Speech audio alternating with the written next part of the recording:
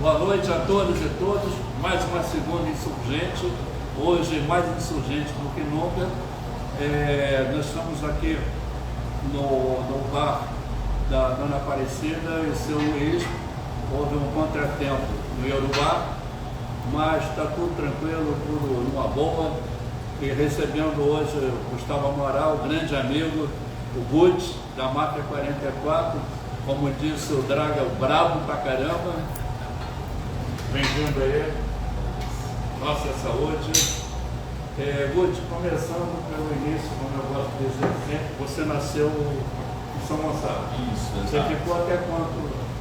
Eu cresci em São Gonçalo e Niterói, praticamente, né? E aí fiquei lá até os meus 25 anos, mais ou menos, trabalhando já com arte, estudando.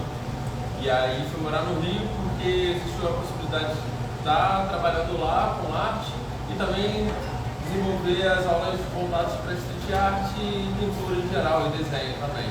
Você falou que o teu caminho foi pelo skate, você foi punk também. Pois sempre fui ligado, né? Sempre fui muito ligado. Desse início aí também. Não, o que aconteceu comigo, por conta do contato com o skate, ele abriu minha percepção, né, em relação às coisas que realmente eu me identificava. Porque eu como garoto de periferia, subúrbio, ele cresce com aquela influência de futebol, né, cultura carioca em geral, né, mas aí eu não me identificava tanto com aquilo. E quando eu conheci o skate, eu vi que era muito mais do que um esporte, era algo que era relacionado à cultura. E eu tenho uma irmã, né, que sempre foi muito voltada para a cultura e aí ela me influenciava muito, mais velha. Quantos irmãos são? Eu tenho mais de 5 irmãos.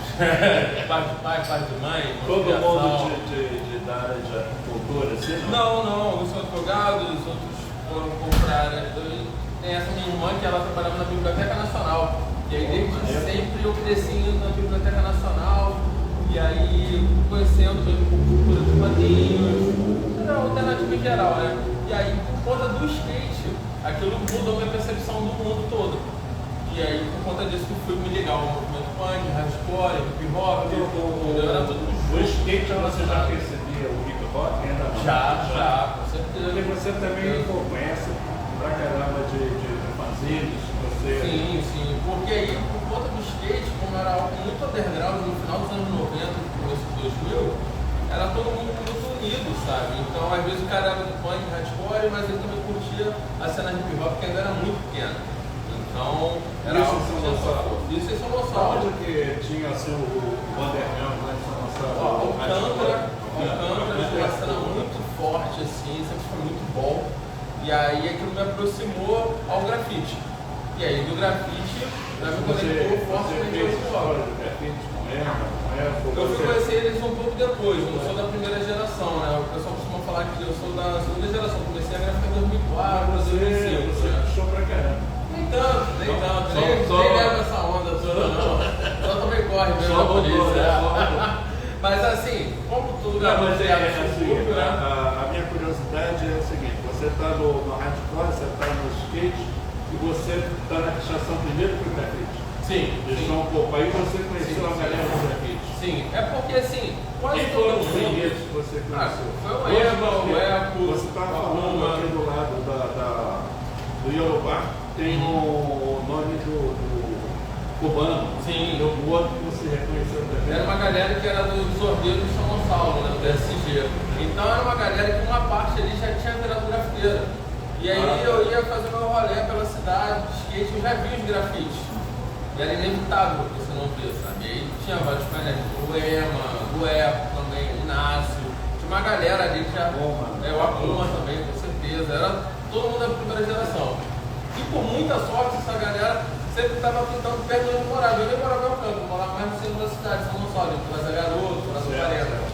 Só que do lado de onde eu morava, no Colégio Gonçalense, que já nem existe mais, era uma quadra que os finais de semana o pessoal fazia eventos de skate lá, montava uma pista de skate na quadra do colégio.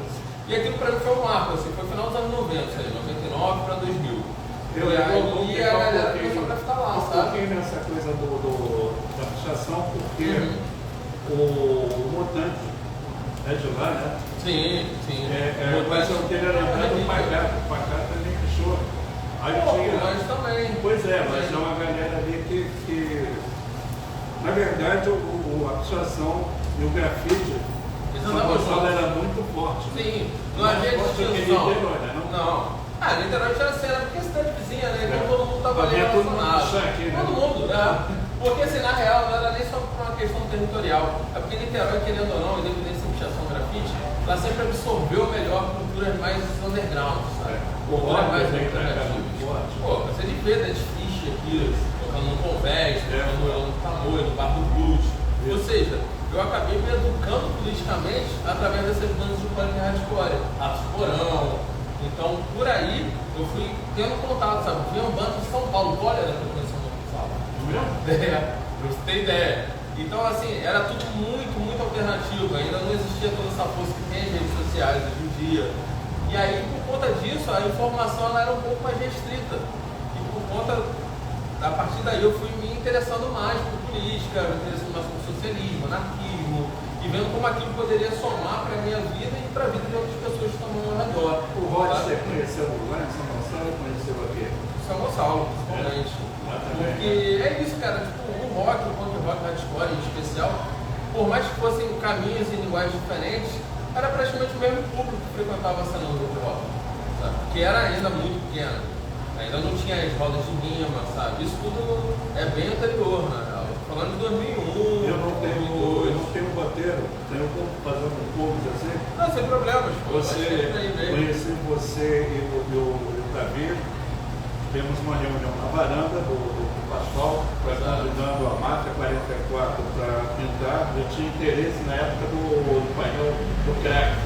Sim, aí a gente já havia realizado uma pintura na galeria da Pascoal Carlos Magno, mas só que foi na parte de vidro ali, forrou ela toda, com banner e aplicou a pintura ali. O bacana é que eu estava ali, quem não sabe, eu saí, tirei um grito que estava engasgado desde 64 na minha garganta, aí saí com um gol de boa boia, a galera toda lá nas manifestações. Mas eu chamei a Máfia e teve uma reunião com o Good e o Davi. Aí não sei se foi você ou o Davi que falou assim, olha, a gente pinta o painel que você quer, queria fazer uma discussão sobre drogas, mas o que a gente quer é pintar o prédio. Então foi a primeira vez que foi autorizado pintar o prédio. Ele é quase um patrimônio, mas a parada era a seguinte, a pintura do prédio estava muito desgastada, então a gente ia repintar. Aí aproveitamos a Máfia. E foi assim, foi início do governo, inclusive, 2013, né? 2013. Isso foi importante porque foi naquele partido mesmo que teve as manifestações de 2013. E aí a gente já realizou essa pintura na galeria, o que foi muito importante para nós, quanto a história do grafite aqui na cidade de Niterói. E também, não somente pelo reconhecimento e por estar desenvolvendo uma exposição com o coletivo, que é o MAF 44, na galeria de arte, tendo esse reconhecimento, mas também teve o depois, né? Que acabou que ia entrar em outras exposições, o pessoal não queria pagar o grafite. Achei isso muito legal. Ficou muito difícil. Tinha uma árvore, que o árvore do Pacato era sinistra, assim, que era uma árvore meio encantada de floresta, e as crianças adoravam. Aí a gente já tinha a autorização para repintar o Pascoal e ninguém queria mais. As pessoas iam para lá para filmar, cara. Sim, tirar foto, vocês quando começaram a pintar, tinha um colega, Alexandre Porto, ele filmou, documentou vocês filmando. O Arthur Moura também. Arthur Moura com outra vez ali. O Aboy parou, né? Agora ele foi para... ele acabou... Ele já desenvolveu os trabalhos dele como designer e tal, às vezes quando ele ainda pinta, mas realmente mudou um pouco o ritmo. É muito natural isso no coletivo de arte urbana. Acaba que em algum momento a galera vai ter um passo diferente. O Bata virou um baita ilustrador, designer, trabalha com animação, ganhou vários prêmios, cara. O Galber também, tá mandando muito aí. Salve. Galera da mágica. Aí a gente aproveitou, quer dizer, eu estava conhecendo a cena do grafite, do hip hop, e o Good foi dar aula pra gente lá, fez uma oficina, formou uma geração de filhotes aí do grafite de Niterói, e a gente conversava muito. O Good, ele é uma enciclopédia dessa área do underground e hip hop. Eu aprendi muito com você, com o Davi, mais que você até. O Davi que ia me levar para a rua, me levou para a rua. O Mutante era muito. Mutante não, desculpa. Mutante é gente boa, parceirão. Também ajudou muito, influenciou uma galera, gerações e gerações. O Pacato era muito generoso. Todos O Pacato eles. abraçava todo mundo. Aí eu queria marcar essa oficina que você fez. Aí agora vamos voltar para São Gonçalo. Não, isso foi legal porque, ainda falando da oficina lá na Pascoal, porque além das pinturas que a gente realizou lá, rolou também uma apresentação do Luiz Marechal, que ele foi lá na abertura, ele levou uma batalha de conhecimento para lá na galeria, foi muito positivo. Me deu uma dor de cabeça, eu tenho 3 horas para te fazer e eu não sabia o que era. Começou 9 horas, não foi falei, embora. terminou 10 horas da noite. Cedo até, né? Mas foi bem legal. Mas Voltou ali a galeria. Voltou. A molecada toda sempre tomou conta do Campo São Bento. E nesse movimento que eu comecei a fazer, o Renato que está quieto ali, sempre agradecer ao Yorubá, ao Renato, ao Márcio da produção, Márcia Miller. Aí eles me deram uma moção de aplauso na 3ª Conferência Municipal de Cultura e o Renato sempre propunha que eu fosse secretário de Cultura de Niterói, da Cultura de Niterói. Hoje eu estou assumindo a Secretaria da Cultura do Ministério da República. Ministério. Ministério. Eu não me habituei da República Livre da Cantareira. Então é o druida da cultura, magia e arte. Legal. Mas foi legal ali. E hoje em dia desculpe interromper, hoje é mais que importante porque a cultura da nossa cidade está cada vez mais desqualificada. Nós elegemos agora um novo conceito de cultura, que os atores da cultura da cidade não estão lá. Estão representantes prepostos políticos. É importante se falar, assim, porque independente da política, o grafite ele sempre foi existindo. Independente do partido que estivesse no poder, seja o partido mais de esquerda ou uma galera mais fascistoide mesmo, o grafite sempre foi um movimento de resistência, né? E aí eu aprendi muito nessa escola. Pra mim é uma escola, assim, o grafite pra mim sempre foi uma escola da vida mesmo, e da rua. E aí, através disso, voltando para São Gonçalo, eu comecei lecionando oficinas de grafite em alguns colégios de São Gonçalo, Clélia Nancy, por exemplo, por influência do Mutante. E aí, nisso eu fui percebendo que eu gostava muito de dar aula, porque aí a gente troca conhecimento, né? É muito legal, e eu comecei isso novo ainda, antes até de focar na Faculdade de Artes Visuais. Eu fui percebendo que era importante me especializar para poder passar o conhecimento adiante. E entender que o meu trabalho com grafite não era somente pintar nas ruas, mas era buscar o conhecimento e compartilhar esse conhecimento com quem realmente se interessava por aquilo. E eu sempre percebi isso, o grafite ele é uma força que é inevitável, assim, comparado com alguns outros movimentos artísticos. Tá longe que todos têm a sua importância e sua relevância, mas eu percebi que aquilo ia ser para a minha vida inteira. E ainda é muito novo, isso aí eu tô falando de 2004, 2005, tinha 17 anos. 17 anos, menor de idade ainda. E aí só fui me especializando, participei também da Casa Amarela. Eu sempre fui muito grato, era uma ONG em São Gonçalo que a gente recebeu um valor legal até para poder dar oficinas de graça para a comunidade. Não. E aí isso era um projeto social que existia no bairro e a gente conseguia desenvolver essas oficinas. E aí a partir dali muita gente acabou virando design, arquiteto, alguns viraram grafiteiros, outros foram para tatuagem. Foi um mercado que expandiu muito desde então. E nisso eu percebi que o grafite ele era só um caminho que levava para vários outros, como o skate foi para mim. E aí, quando eu percebi que realmente gostava muito da aula, se tornou uma profissão, naturalmente. Fui conseguir fazer minha graduação em artes visuais e tive a oportunidade de morar no Rio. Tenho uns 7, 8 anos morando no Rio. Na Belas Artes, Conheci ele lá na Belas Artes. Ele lá, o grande artista. Aí, o Guto era uma referência muito forte, assim, ele deu um toque pra gente. Tem lá eu tô tentando lembrar o nome do Steam da loja dele. Bruno Steam, a loja Montana. Era muito bom. Você tinha material importado, preço acessível. Preço super acessível. Outra época, né? Eu sempre falo isso, muita nostalgia. Nem tem tanto tempo, mas... O preço de tudo subiu. Normal, material importado, né? E aí entendi isso, assim, o grafite tem que ser acessível, né? Então... Falando de acessível, tem o livro do mestrado,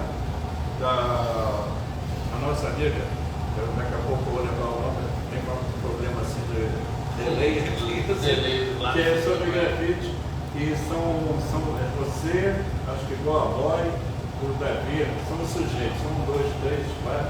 E eu me lembro que um dos sujeitos, talvez seja o Davi, ele fala sobre lei do grafite, e agora a gente vai ter que pedir autorização para alguém para fazer uma coisa que a gente não pediu autorização em fazer. Dois momentos do grafite, né? Porque o grafite de verdade. Você foi transgressor, realmente. Mas assim, a gente foi percebendo também que o grafite, por mais transgressor que fosse, ele tinha que agregar para a cidade. Então, quando entrou essa lei favorecendo as opções de painéis de grafite, a gente foi percebendo que o grafite estava tendo não somente o seu reconhecimento, mas um aparato mesmo, tipo, favorecendo que ele existir. Eu vou aproveitar o que o Renato falou. Ali no grafite a gente participou, eu e o Davi fomos lá na Câmara discutir, você também, mas depois discutimos lá no Centro Cultural. Mas ela era muito fechada, né? Porque na verdade ela oferecia alguns locais para fazer grafite na cidade, nem todos os locais acabavam aparecendo, mas pelo menos tirou, eu me lembro que tirou tirou o estigma, né? O estigma. É porque essa é uma arte pichação é marginalizada, crime. né? Pichação é crime. Logo depois, a pichação já deixou, pelo poder público, deixou de ser perseguida, tudo mais. E o grafite avançou. A menina falava que, pô, né, que tá em Niterói ali, pô, era mole. Era tranquilo, não tinha problemas. O Guts, ele levava os alunos para sair pintando pela cidade, para ter uma prática. Sempre achei isso fundamental, assim, para não ficar somente dentro da galeria ou dos cursos de arte, né? O verdadeiro grafite ele tem que acontecer nas ruas, que é a arte mais democrática que tem. Dessa forma a gente foi percebendo que era uma maneira de fomentar mesmo a existência do movimento, né? Porque ele nunca ia deixar de existir, mas porém, se a gente começa a deixar tudo muito institucionalizado, muito cheio de regrinha, destinando locais para que aquilo aconteça, perde um pouco, né? Mas era isso que eu queria focar nesse ponto mesmo. Porque a relação com a instituição, com o poder público, mais com o poder público, ela fica complicada. Sim. Eu era gestor na época e o pessoal falou assim, olha, não quero muito contato com a prefeitura, não sei o que o pessoal tentava mesmo, mas agora em São Gonçalo, o ECO coordenou um projeto, queria que você falasse também. Sim, esse projeto foi bem interessante, porque resgatou vários artistas da cena de São Gonçalo, lá do grafite, e aí a ideia inicial era retratar os povos originários, contar um pouco a história de São Gonçalo antes de virar cidade mesmo, né? Então foi bem bacana, o projeto chamou Cidade Ilustrada, a qual fiz parte por um ano e meio, foi um período bem interessante, depois realizei outros projetos paralelos com a Prefeitura de São Gonçalo. E assim, no final das contas, independente até de partidos, que é uma galera mais tradicional, eles abraçaram o grafite. Eles perceberam que é de fato uma ferramenta transformadora de lugares, que aquilo acaba agregando muito para a cidade. Né? Isso foi bem importante, porque além de valorizar o trabalho da gente, levantou vários artistas que estavam ali, fazendo seus trabalhos lá pela cidade, às vezes pelo Rio, que é muito comum, né? Principalmente quem cresceu em São Gonçalo, sair de São Gonçalo para tentar em outros lugares, para trabalhar, qualquer que seja a área, em outras cidades, né? Principalmente no Rio, ou aqui em Niterói. E aí agora a gente percebeu que é o momento de resgatar e valorizar o espaço que sempre abraçou a nossa linguagem, né? Por mais que às vezes não fosse bem vista, hoje em dia, pô, sei lá, eu entro num carro de aplicativo, começo a trocar ideias sobre o trabalho e os caras já viram os trabalhos, sabe? É bem interessante isso. Ver como as pessoas que antes nem percebiam tanto o grafite, elas começaram a valorizar e entender mais essa linguagem. Ou seja, aproximou o grande público para uma arte que já existia ali, mas acabou dando mais destaque, né? Que eu acho bem importante. A partir desse projeto, eu acabei desenvolvendo outros projetos maiores, de trabalhos mais autorais meus, editais também, que pude realizar coletivamente, né? Com outros artistas da cidade. Então foi um ano, por mais complexo que tenha sido, foi um ano bem positivo assim, para a produção artística. Fala um pouquinho da Máfia 44, que eu acho que você é o último que assina a Máfia 44. Eu só dispersou muito. Não, né? É que é muito natural, né? A gente já conversou isso outras vezes, assim, a Máfia 44 foi um coletivo de arte que eu faço parte desde 2006. E aí o Davi, junto com todos os outros grafiteiros, né? A gente se reunia para pintar em comunidades, em várias áreas do centro da cidade, de São Gonçalo e Niterói principalmente. E aí a partir daí a gente foi até pegando a escola do pessoal do Multiverso Favela, né? O Bob, o Cajá, Unes, que aí a gente começou a fazer eventos dentro das comunidades também, levando grafite através de mutirões, né? Trazendo artistas de outros lugares, não somente de São Gonçalo e Niterói, mas do Rio, de outros lugares que também queriam somar, né? E aí tiveram vários outros, tiveram shows de grafite do Melo, do Black Boy. Essa época foi um período bem positivo, estava bem inflamada. Estava inflamada. Inflamada, assim. E quando você fala assim do mutirão, normalmente era tocado por um grafiteiro, mas tinha os elementos todos ali, né? O que Hoje acontece? já está meio Não, o que separado. acontece? A gente sempre entendeu o grafite de uma maneira independente. Assim. Ele sempre fez parte do hip hop, claro, mas nem sempre a gente conseguia trazer uma cena toda, botar um MC, um DJ, uma galera dançando break. Mas aí nossa parte principal ali era transformar aquele lugar. Não que a gente tinha, de fato, assim, a utopia de achar que a gente ia mudar a vida daquelas pessoas, mas a gente percebeu que o grafite ia agregar bastante para alguns lugares mais carentes, assim. E todo mundo é cria de comunidade, favela, então para a gente estar somando com alguns lugares que a gente cresceu ali, sempre foi muito positivo. E aí começamos a fazer isso em outras comunidades também. Sempre chamar conversa antes com todo mundo que era local e explicar o que ia acontecer ali e fazíamos esses grandes encontros. Inicialmente iam um ou dois grafiteiros pintar no lugar para ter esse conhecimento, ver como era cada lugar. E aí a partir dali fazer alguns mutirões, que é uma escola que a gente teve do MOF mesmo. Entendeu? O MOF ele vem do Beat No Style, né? Isso, aí foi uma brincadeira na época, porque alguns grafiteiros não conseguiram participar do Beat Styles como teve nessa época, lá atrás em 2006, 2007. Que vem da gringa lá. Um evento europeu, né? A galera da Alemanha que fez e rola o mundo inteiro. E aí teve essa edição no Brasil depois de muito tempo, e aí os caras brincaram e fizeram, não, vamos fazer o nosso próprio Beat of Style, mas eles fizeram um MOF, que é o Beat of Favela. E aí de fato se tornou maior até tipo, o evento da gringa, assim. Mas não tinha nenhuma treta, era simplesmente uma brincadeira que acabou virando algo muito maior, de grande relevância para a história da cultura aqui no Rio.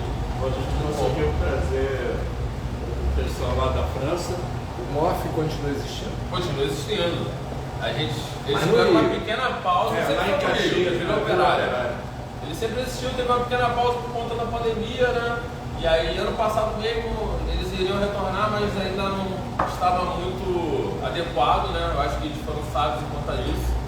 E aí eles perceberam que ainda não era o momento de voltar, mas se não der certo, vai ter sim, com certeza. Uma grande reunião, né, de grandes amigos que querem levar a arte para a comunidade, É isso, a arte ela tem que ser acessível, independente de ser grafite. Mas aí os grafiteiros, como grande parte saíram de comunidades, percebem a importância de trazer de volta e resgatar a cultura do hip hop em geral para as comunidades. Isso só acontece lá em Caxias.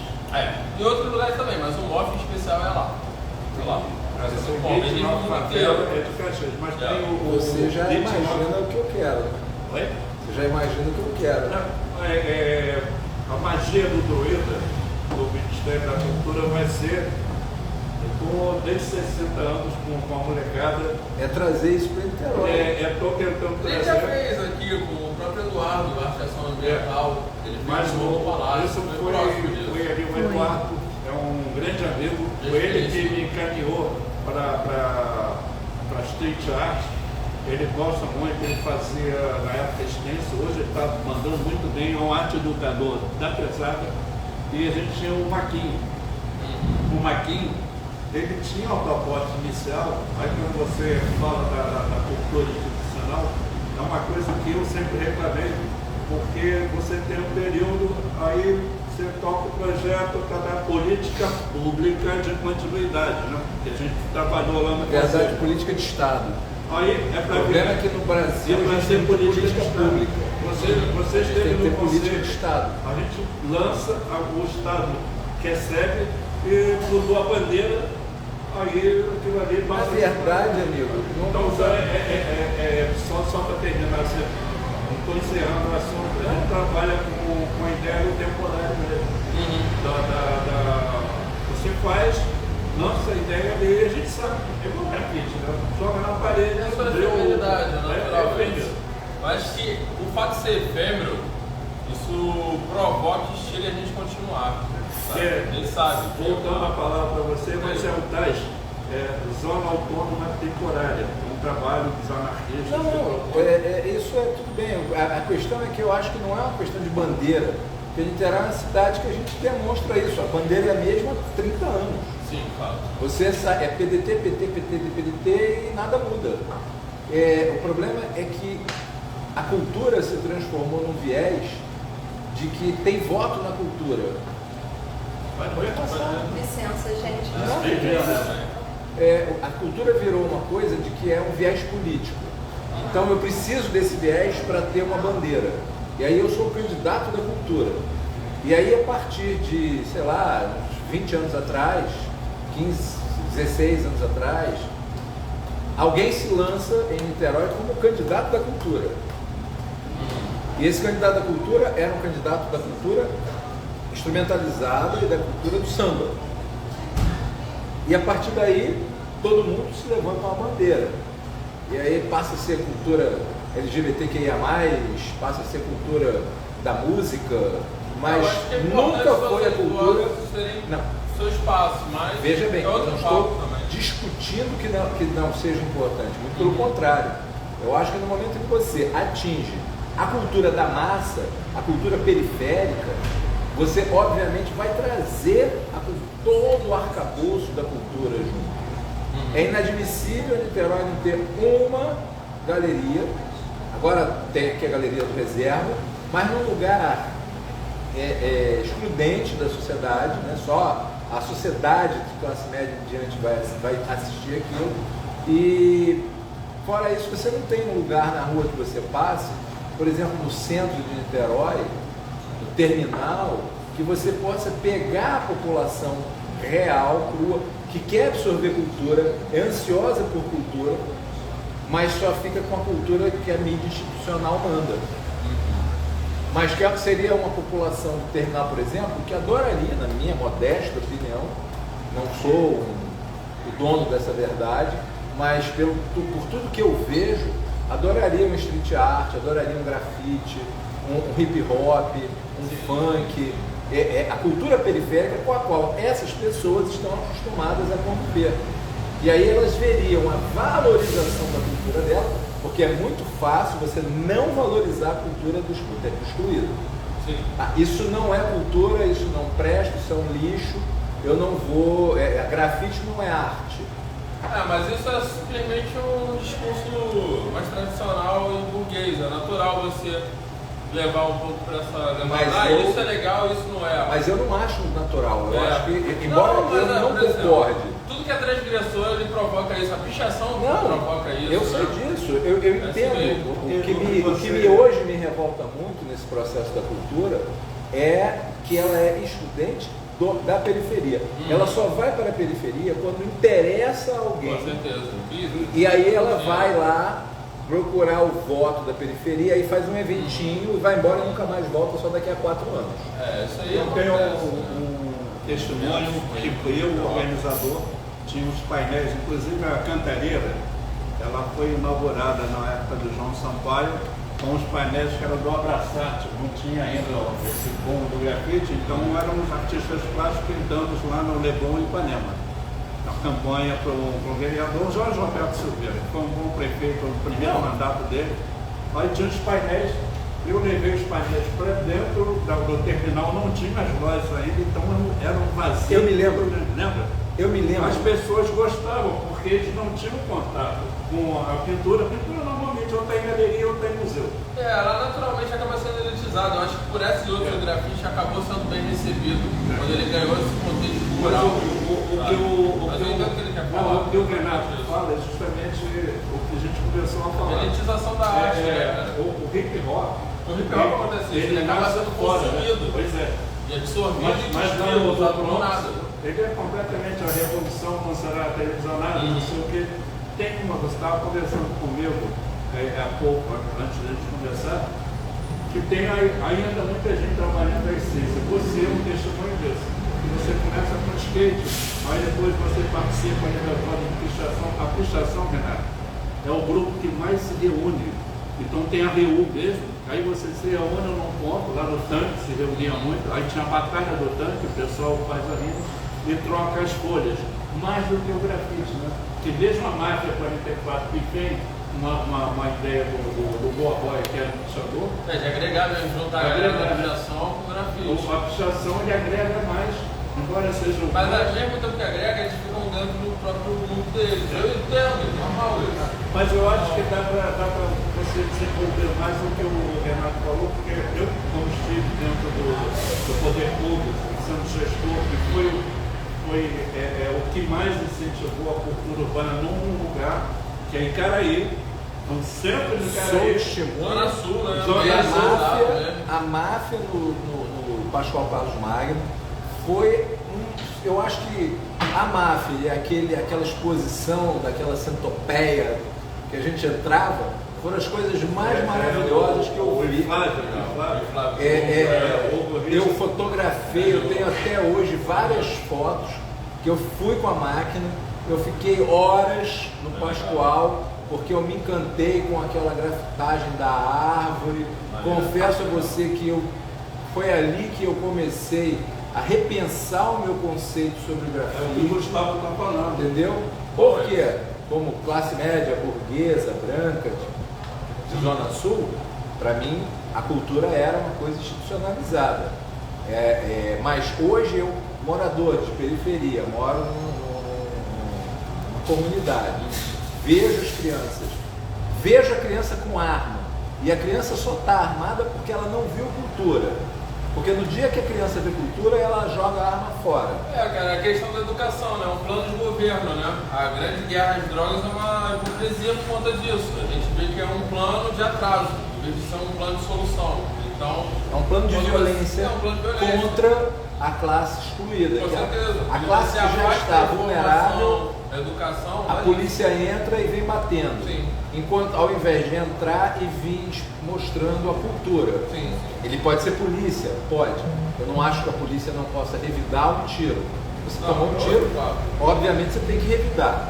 O cara é um transgressor da lei, ele tem que ser revidado. Ele é um assassino, um estuprador, um traficante. Embora eu acho que as drogas têm que ser liberadas. Mas hoje, dentro da nossa estrutura jurídica, as drogas são controladas e liberam apenas o que interessa, porque o álcool está aí, comprimidos com tarja preta, cigarro. É o consumo, né?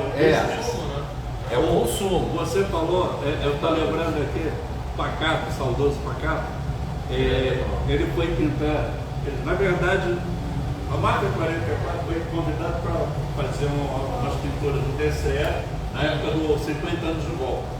Aí eu fui lá pintar. Ditadura nunca mais eu fui pintar. Tá lá até o Pacato começou a pintar um policial fardado. Eu tava lá. Aí o pessoal da PM passou ali, Pacato, Aí conhecia todo mundo. Aí o Pacato falou assim, cara, aqui que é outro papo, aqui é outro papo. Agora o Pacato na exposição da máfia lá no Pascoal, eles pintaram o painel do prédio. Então tem fotos do Guts pintando, aí o Pacato foi um dia de noite, começou a pintar, ele pintava uma caveira muito horrorosa, desdentada, um troço assim. E começou a pintar, veio uma senhora com um neto. Isso está lindo. Eu falei, não está pintando, mas era assim, era assim, é isso que você está falando, né? Ela se identificou com aquela pintura bem feita e que ela entende, que é a realidade dela. Isso. Mas daqui a pouco, do outro lado, tinham 2 PMs. Aí os 2 PMs vieram entrando, eu falei, cara. Aí eles entraram, lembra disso? Aí eles ficaram olhando assim, cara, quem é que fez? Foi você, Pacato, foi eu. Hoje está muito bom, cara, isso é muito bom. É o que você está falando, o hip hop, o grafite, o underground, o fanzine, o hardcore. Gera reflexão, cara. E eles se identificam. Por que eu parei de assinar? Luiz Carlos de Carvalho, que há um distanciamento. Sim, aí eu fui para a rua com eles, aí falou assim, todo mundo tem um vulco. Aí eu trouxe meu vulco da capoeira, que já é, né, uma coisa de resistência.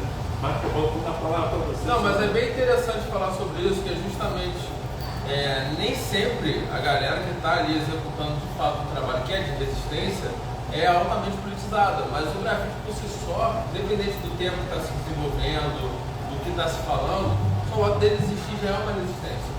Porque são pessoas que vieram, em sua grande maioria, de periferia, favelas. Do veneno, né? Do veneno. Então, ainda acreditaram em executar aquele trabalho, independente do retorno que aquilo vai te dar, porque o capital ele corrompe. O capitalismo tem isso, ele costuma corromper os seus valores, porque quando dói no bolso, a gente tem que dar um jeito de se virar. Só que aí a gente não vai deixar de fazer aquilo que acredita. Para mim, o grande barato da arte, independente de ser grafite, muralismo, por aí vai, é isso, é comunicar e trocar. Sabe? Você mudar mesmo a vida das pessoas. A gente pode desenvolver mais isso, porque quando eu estava no início da pandemia, eu peguei a Covid, não tinha vacina ainda. Foi um período bem Foi bravo. Eu fui ali no hospital do Engajo, a Márcia pegou primeiro, depois eu peguei, fui lá mesmo no hospital, só que eu peguei um médico, que falou assim, eu votei em Bolsonaro. Eu falei, não interessa quem você votou. Não, é porque eu não acredito em remédio. Caraca. Fodeu. Tá lugar errado, então, né? Aí ele fez uma tomografia e falou assim, ó, tá aparecendo uma cetária com Covid. Aí fui para casa, peguei a receita da Márcia, passei para o meu cardiologista, que também é médico, na época estava aqui na estrutura da saúde do Niterói, falou, pode tomar isso aí, porque o problema é pneumonia. Sim. Aí, mas eu não saí de casa, cara, fiquei isoladão mesmo. Não, foi um período bem. Aí falava com meu irmão, o Paulo de Carvalho, armazém de quinquilharias e outras utopias, ele fazia o fanzine. Conheceu. Aí eu falei um dia assim, pô, não sei o que, sei aquela coisa, pô, então eu todo mundo. Eu falei, vou trazer meu fanzine de volta. Fanzine que a gente chegou a fazer. Pois é. Legal. É que a capa do fanzine, vou passar para você agora. Porque teve um intercâmbio com o Belleville em Paris. E o Gucci foi lá e tentou, que depois não autorizou, chamado Porco Capitalista. É a capa, lembra? Eu fiz com aquela artista japonesa também. Você bota ele fumando assim, da fumaça sai umas carreiras. Nossa, o José Cifrão. Cifrão. Foi legal. Como é que é o nome da nossa filha, Márcia? A japonesa. Daqui a pouco vem. Lica. Mas aí, assim, vou generalizar, porque não dá pra... Mas eu vi a cena quando eu entrei. É 2016. 2013 eu comecei a entrar com vocês. Aí eu comecei a entender de vocês e fiquei assim, porra, a classe aqui é rebeldia mesmo, brava. Aí a coisa não foi muito não. Mas não foi muito porque é o que vocês estão falando. O capitalismo ele vai seduzindo, o pé dele. Você volta um pouco isso aí, pela tua visão anarquista.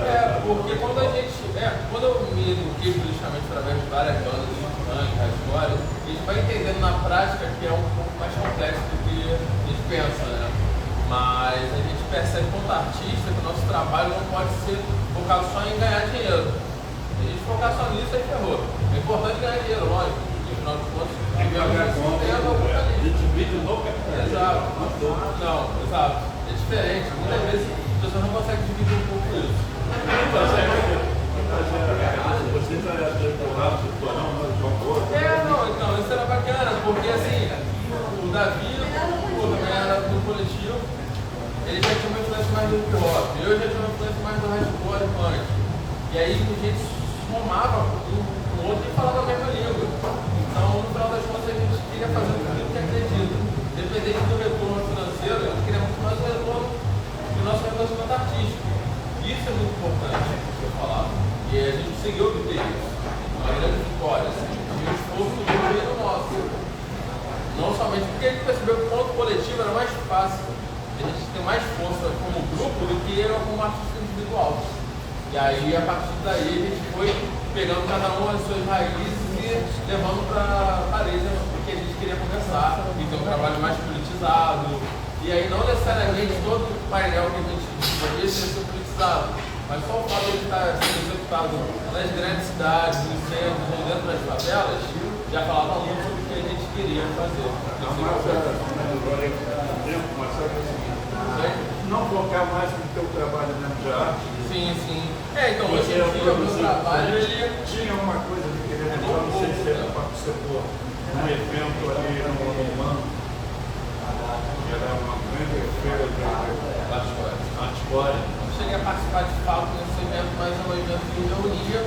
vários nomes de arte do Brasil inteiro, na real. E era no Museu de Arte Moderna. Sim, isso era muito importante, foi um grande avanço, assim, eu entendo que aquilo ali foi um marco mesmo, foi o pessoal da Home Grow, que fazia esse Home Grow na Tijuca, tinha uma galeria triste. Eles eram da Zona Sul, tiveram uma galeria em Ipanema, tiveram uma galeria em loja também na Tijuca, e o mais importante que eu acho que eles desenvolviam, além principalmente do espaço deles como galeria, também era esse evento que reunia pessoas de toda a esfera cultural do hip hop e da cultura urbana em geral. Tem uma coisa que vai ser um pouco assim, triste, mas eu acho que é importante a gente falar que faz parte disso, né? A gente vai desenvolver depois um papo sobre o seu trabalho, sua produção, seu investimento e tudo, mas é o momento que Niterói, doutor Renato, Niterói deve uma homenagem à Cabocla, porque foi uma grafiteira, tem até o nome dela pintado. Não, foi uma artista que fez a sua história e deixou o seu legado. Essa mulher, velha, que tinha o seu trabalho ali, muita representatividade, né? Então, mais do que nunca, acho que é fundamental a gente estar prestando homenagem. Vocês fizeram um brilho, né? Tinha o Detentor, depois pinturas ali pelo projeto Cidade Ilustrada e também os projetos paralelos com o próprio Gustavo Negro, né, ano passado, que realizou lá em São Gonçalo. E assim, é fundamental, cara, a gente como grafiteiro e artista saber valorizar a nossa história e valorizar a história de todo mundo que passou. Entendeu? Independente se a pessoa partiu dessa por outro plano ou simplesmente parou de pintar, sabe? Todo mundo tem a sua relevância histórica. Como muita gente teve quando fizemos a exposição dele lá no Paulo Magno. Então, assim, minha primeira individual foi na Paulo Magno também, em 2015. Então, é muito importante ver esse apanhado, né? O que o Renato fala é que a gente pegou a sala Hilda Campo Fiorito, do Centro Cultural Pascoal Carmine, e trouxe para ali a cultura urbana, de fato. A gente tinha um folder, rebotava ali a história. Vários artistas, não somente de São Gonçalo de Niterói, mas também do Rio, né? Fez lá na galeria. O Casé foi a primeira individual, se não me engano, do Casé. Porque eu peguei assim, o Centro Cultural, na galeria Querido Campo Fiorito, coloquei a primeira exposição, acho que até agora, a única dentro de Poder Público, sobre pichação. Os pichadores, levei para Paris, os pichadores respeitaram o prédio. Tinha até guarda que ficava assim, ei, vou botar meu nome aí dentro também. O trocador, quero botar meu nome aí. A gente levou essa exposição para Paris, o Davi levou as camisetas, os nomes fechados ali, vendeu tudo. O Poder Público assimilou tranquilo, por isso que gosta da minha participação na cultura via Poder Público. A gente pegou da pichação, mas foi passando pelo Trollor, foi passando pela Sopajoletas, personas, a exposição do Mutante, que foi muito boa. Aí teve a Trapa Crio, que veio lá da Tijuca. Rodrigo Melo já é convidado para a insurgência. Grande Davi. Davi, falamos tanto que ele apareceu. Não, vem pra cá, não vem com esse negócio do pastor aí, não. O importante ali é que de um espaço, pode ver, tem uma cadeira aí, de um espaço público, de uma Secretaria de Cultura, de uma Prefeitura, assimilou tanto que vocês apoiaram bastante, né? O Guti me ajudava muito na exposição, por exemplo, da caligrafia urbana, que a gente deu esse nome que era a pichação. Ele fez a fonte, ou seja, o pessoal começou a assimilar isso que você falou que aconteceu também em São Gonçalo, assimilar que embora seja uma cultura diferente, mas não tem monstro. É importante a gente saber distinguir, porque naturalmente são artes que sempre cresceram sendo marginalizados, seja pichação, seja grafite. E aí a própria grande mídia costuma dar uma amenizada na situação, né? Tirar um pouco aquele arte transgressor que naturalmente tem, né? Mas, e aí vender aquilo como se fosse uma perfumaria, né? Normal. Você Acontece. falou Então tem que tomar certo cuidado também para não perder a essência, né?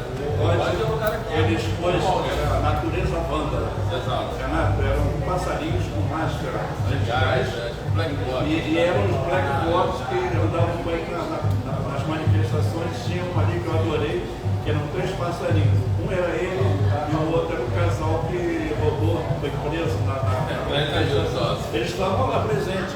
Então a gente conseguiu, teve outra que era atos e artefatos que olharam sobre as manifestações também.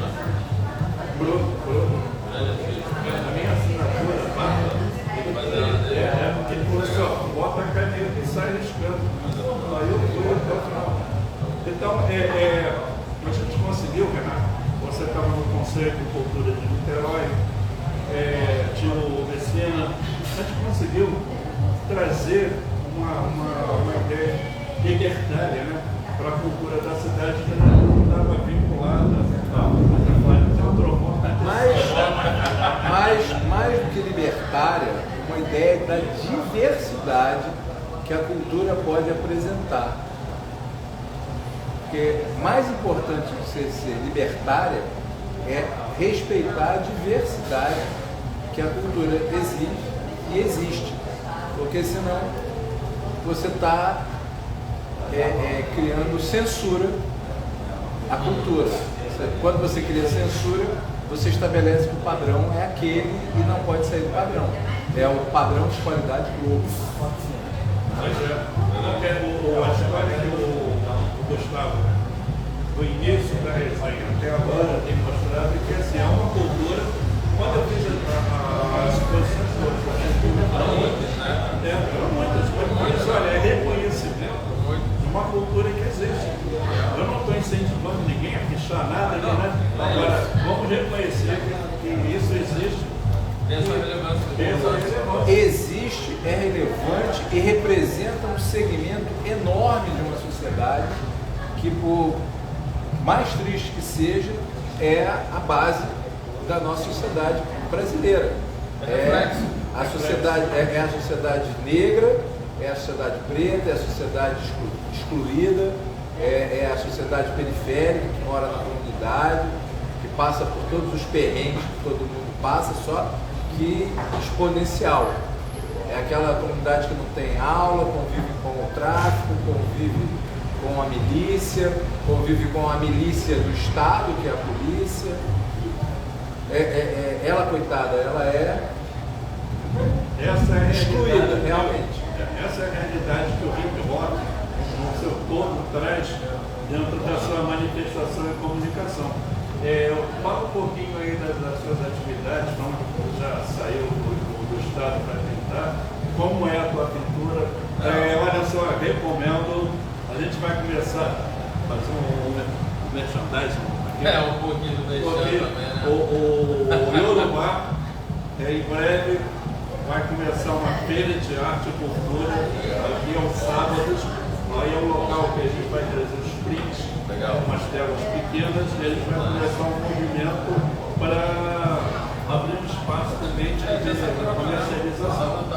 É importante, a gente estava falando justamente de um sistema capitalista que muitas vezes corrompe nossos valores, o nosso próprio trabalho autoral, e nem sempre vai absorver aquilo que a gente de fato quer falar, mas aí eu percebo muito do grafite que trouxe essa compreensão de que o meu trabalho ele tem que ser reflexo daquilo que eu acredito, independente se ele vai vender ou não, eu tenho que saber me comunicar. Então, assim, eu sei que tem o meu trabalho artístico na rua, tem o meu trabalho de tela, de print, de ilustração e tem o meu trabalho social. Então, são coisas que estão todas relacionadas, mas elas também andam individualmente, mesmo sendo paralelo ali. Então, assim, o meu trabalho ele não é mais tão politizado quanto era quando eu desenvolvi meus painéis que eu só dava mais 44, Davi, Hugo, Pacato, distante. Mas ainda assim ele é reflexo, como a gente já falou anteriormente. O grafite em si, pelo fato da sua existência, ele sempre vai ser marginalizado, sempre vai ser um questionador. Sabe? Por que aquilo está acontecendo? Sabe? Quando a gente está ficando na rua, a primeira pergunta que eles fazem é: tem alguém pagando vocês para isso? Eu falei, cara, não é só sobre dinheiro, a vida não pode ser só sobre isso. É importante. Dá para você pintar o saco do meu filho, da minha filha? Não, isso aí é que é bom. Mas eu acho que o grande ponto é esse, assim. Quando você fala para um amigo, tipo, com um grande amigo meu da escola, o que você está falando da sua vida, está trabalhando por quê? Eu falei, pô, mas tu ganha dinheiro com isso? Eu falei, cara, a primeira pergunta não pode ser essa, você trabalha com arte. A primeira pergunta é, você está realizado com isso? Você gosta de fazer isso? Se não, o retorno real para a sua vida faz sentido? Eu acho que é mais ou menos por aí. E aí quando a gente percebe que nós temos a nossa força, a nossa fé em fazer aquilo que acredita, compartilhada e ganhando força junto com outros amigos que são de fato agentes da cultura, de uma ação artística social, a gente percebe que a nossa passagem nessa terra é muito mais do que só ganhar dinheiro. Dependendo do tempo que a gente está abordando, né? Por aí. A ideia de segundas insurgentes é para pegar primeiro o estímulo do Renato, que fala que eu sou o cara da cultura, mas é abrir um espaço para a gente falar com independência e mostrar essa nossa insurgência. Agora chegou a Bárbara chegou a Bárbara e da chuva, e a cultura urbana hoje, ela tem o pessoal do circo também já está abraçado, tem o pessoal da bike também. É tudo relacionado, ó. O pessoal que a Bárbara trabalha com o circo, por exemplo, é a mesma galera que fazia ação social com palestra e outros de grafite quando era moleque, lá em São Gonçalo, no Ponta Pedra. É tudo relacionado. Isso é muito bom. A Bárbara disse que era novinha, mas já estava naquela época lá em São Não, ela nem estava ainda. Na real, ela era de fato nova, ela nem estava ainda. Mas no mesmo caso que ela trabalha hoje em dia, inclusive, sei lá, quase 20 anos atrás. Já que o Davi está quietão, mas então, como é que vocês se conseguem? Pô, Davi, eu foi uma história muito boa, assim. A gente estava em outro grafite, foi uma vez por Lacuna, o Acre também estava, porque aí o Davi é impressionante valioso, ele estudava no Miquelage, já desenhava bem pra caramba, o cara que é. A gente trocou uma ideia e a gente só foi se encontrar uns anos depois. Isso foi em 2004, foi se barrar em 2006, se não me engano, pode confirmar isso melhor, 2006 para 2007. E aí a gente já pensou em estar junto, fazer um coletivo de arte, e dali nasceu o Marco 44. E aí só veio agregando mais a gente. Pois é, ele é engraçado. Pô, eu olhava assim. Ele era do hip hop e eu quero do rock. Eu olhava assim, eu falei, pô, o cara é roqueiro. Pô, mas ele tá falando de hip hop, tu quer? O negócio dele é rap. Muito funk, todos nós. Olha só, 10 minutos, cara, muito tempo. Gente, queria agradecer a todo mundo que sempre apoiou o meu trabalho de coração, vocês são incríveis. O que eu faço e o que eu acredito é justamente por aí. Obrigado mesmo de coração, Luiz, e todo mundo que está aqui, sempre dando apoio ao futuro. Valeu mesmo. A chuva chegou para dar o fim aí, né? Valeu, agradecer ao Luiz, Dona Aparecida.